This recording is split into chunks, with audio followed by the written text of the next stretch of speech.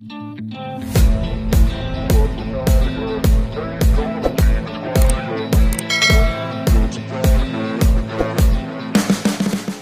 nga po pala ulit sa inyo mga boss. Tutorial muna ulit tayo ngayon. Gawa po muna ulit tayo ng pamain, pantulingan. Kasi wala pa rin tayong laot. Abangan nyo ng mga boss. Ito gagamitin natin. Magandang hose. Sa ano to, sa ano. Diba ito? Dextrose yata to. Yung pang mata natin, 4mm. Yung kawil natin 17. Nilagyan na natin ng pampakintab. Ito nga po pala yung pampakintab mga boss. Pampakintab natin parang hose din. Ipapasok natin. Nilagyan ko na kaagad ng ano ng hose na ano, yung bali tong kawil na ito ipinasok natin dito sa hose. Tapos itinali natin dito sa dulo. Tapos dito tali para ano siya, matibay. Papasok natin to dito sa loob. May gagawin lang natin ay pupurmahing isda lang natin to siya. Abangan nyo lang mga boss. Abang lang po. Purmang isda lang natin gawin to.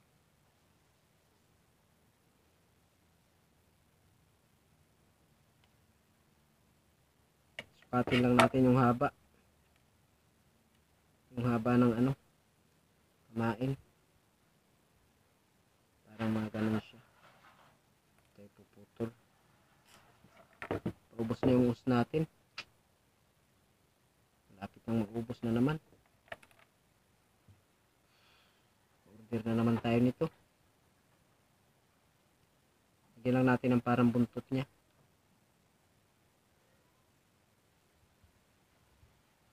Gagaling ko lang mga boss sa farm.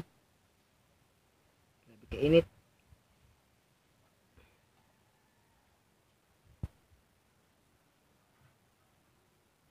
Nahirapan tayo sa content mga boss.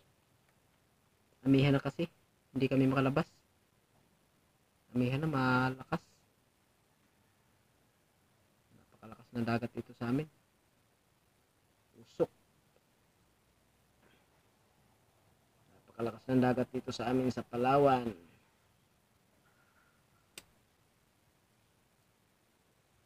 Napakalakas ng dagat sa Palawan. Talagyan lang natin, kakatingin lang natin siya para ano siya, mapurmahan ng buntot.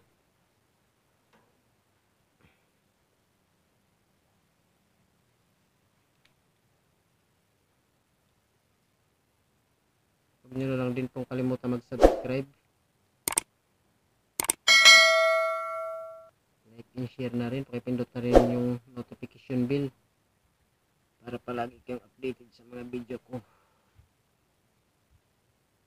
Hirap tayo sa content mga boss. Napakahirap ng content. Basta talaga maglakas ang dagat. Parang gano'n lang siya mga boss. May buntot siya. Bago ito ipapasok natin dito. Dito ang simula. Parang gano'n siya. Yan. Napakaganda niya sa loob. Napakaganda. Pakintab pag naarawan to siya mga boss.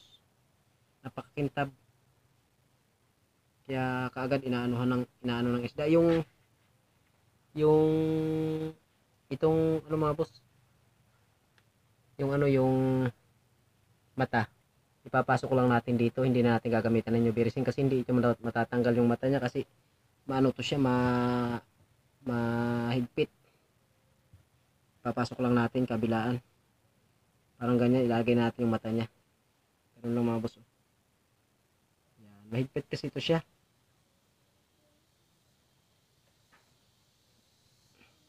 Tapos yung nylon, dito lang ipapasok. Yung nylon. Ganun lang siya ng kunti. Yan, parang ganun lang siya ng kunti. Pasok na yung nylon dyan sa butas na yan. Yan yung nylon na yan. Yung butas na yan, pasok na yung nylon dyan. Labo yung camera natin. Lagay ulit natin yung isa. Parang igano lang natin sa mga boss. Susukin lang natin ang ganon. At napakatibay nito. siya basta matanggal.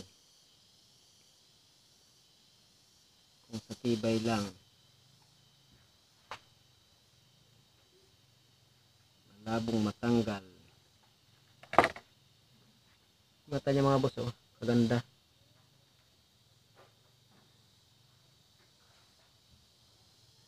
Maganda kasi siya sa pag ginamit nito mga boss.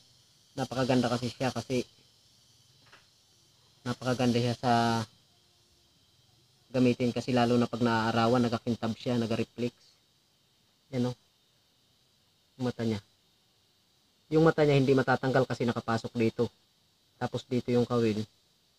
Hindi rin siya atras kasi nakabangga siya dito sa ano na to, pakintab. Hindi siya atras. Yan, napakatibay niya. Napakatibay. Napakaganda. Hanggang dito na lang yung video natin mga boss. Sana pagaya nyo ito at magamit nyo dyan sa lugar nyo. Abang-abang lang po ulit sa mga susunod nating video gagawin.